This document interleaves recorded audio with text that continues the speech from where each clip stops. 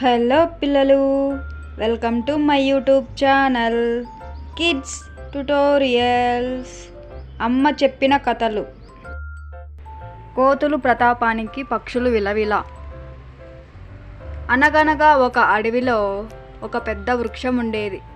ఆ వృక్షంలో చాలా పిట్టలు, పక్షులు గూళ్ళు కట్టుకొని సంతోషంగా ఉండేవి. వృక్షం వాటికి గాలి, చలి, ఎండ తగలకుండా కాపాడేది.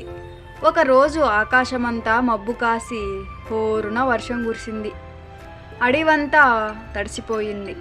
వృక్షం పక్కనే ఆడుకుంటున్న కొన్ని కోతులు వానలో తడిచి గడగడ వణుకుతున్నాయి.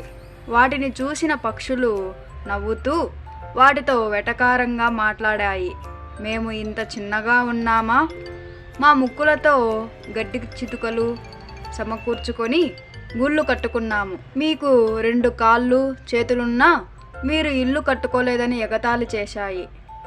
మూర్ఖులైన కోతులకు చాలా కోపం వచ్చింది. అవి గబగబా చెట్టునెక్కి ఆ పక్షుల గూళ్ళను ధ్వంసం చేశాయి. ఆకులను, కొమ్మలను విరిచేసి చల్లా చెదురు చేశాయి. గూళ్ళల్లోని గుడ్లు పగిలిపోయాయి. పక్షుల పిల్లలు భయంతో ఏడుపునందుకున్నాయి. అంతా నాశనం చేసి కోతులు వెళ్ళిపోయాయి. రూపుమాపైపోయిన గూళ్ళు, చెట్టు, వాటితో పగిలిపోయిన వాటి గుడ్లను చూసి అయ్యో అనుకున్నాయి పక్షులన్నీ. అనవసరంగా మనకు సంబంధం లేని విషయంలో తలదూర్చామని పశ్చాత్తాపపడ్డాయి.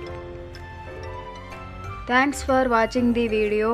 Like, share and subscribe my YouTube channel kids tutorials.